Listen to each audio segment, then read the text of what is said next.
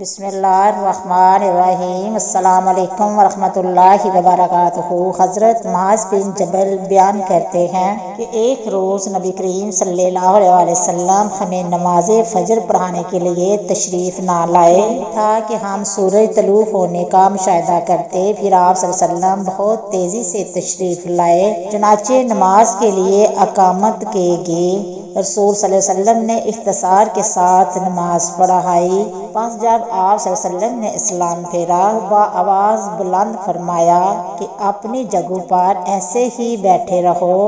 پھر آپ صلی اللہ علیہ وسلم نے ہماری طرف متوجہ ہو کر فرمایا کہ میں ابھی تمہیں بتاتا ہوں کہ میں تمہیں نماز پڑھانے کے لیے کیوں نہیں آیا۔ میں رات کو بیدار ہوا، وضو کیا اور جس قدر مقدر میں تھا میں نے نماز پڑھی۔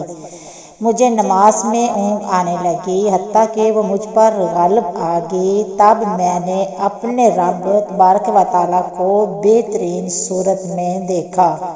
چنانچہ اس نے فرمایا کہ محمد، میں نے عرض کیا میرے رب حاضر ہوں۔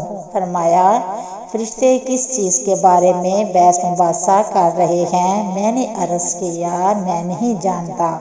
اللہ تعالیٰ نے 3 مرتبہ ایسے ہی فرمایا۔ آپ صلی اللہ علیہ وسلم نے فرمایا میں نے اسے دیکھا کہ اس نے اپنا ہاتھ میرے کندھوں کے درمیان رکھا، حتیٰ کہ میں نے اس کی انگلیوں کے پوروں کی ٹھنڈک اپنے قلب و صدر میں محسوس کی، اور میرے سامنے ہر چیز واضح ہو گئی اور میں نے پہچان لیا۔ پھر رب تبارک و تعالیٰ نے فرمایا محمد، میں نے عرض کیا اے میرے رب میں حاضر ہوں۔ فرمایا یہ مقرب فرشتے کس چیز کے بارے میں بحث مباحثہ کر رہے ہیں؟ میں نے عرض کیا گناہ مٹا دینے اعمال کے بارے میں۔ فرمایا وہ کیا ہے؟ میں نے عرض کیا باجماعت نماز پڑھنے کے لیے چل کر جانا، نماز کے بعد مساجد میں بیٹھنا، ناگواری کے باوجود اچھی طرح وضو کرنا۔ فرمایا پھر وہ کس چیز کے بارے میں بحث کر رہے ہیں؟ میں نے عرض کیا درجات کے بارے میں۔ فرمایا وہ کیا ہے؟ میں نے عرض کیا کھانا کھلانا، نرمی سے بات کرنا جب لوگ سو رہے ہوں، نماز تہجد پڑھنا۔ فرمایا کچھ مانگ لیں۔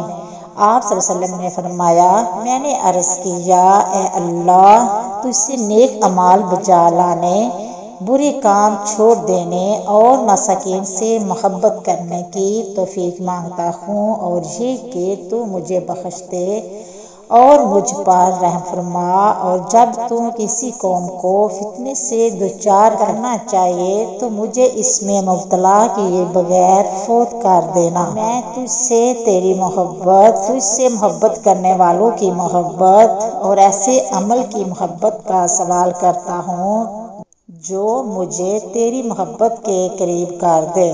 پھر رسول پاک صلی اللہ علیہ وسلم نے فرمایا یہ خواب حق ہے، اسے یاد کر لو اور پھر اسے دوسروں کو بتاؤ۔ امید کرتی ہوں کہ آپ کو میری یہ ویڈیو پسند آئی ہوگی۔ اگر پسند آئی ہے تو اس حدیث کو شیئر کرنا، سبسکرائب کرنا، اچھی کمنٹ کرنا، دعا میں یاد رکھنا، اپنا بہت سارا خیال رکھنا۔ ہم انشاءاللہ ملیں گے نیکسٹ ویڈیو میں، تب تک اوکے اللہ حافظ۔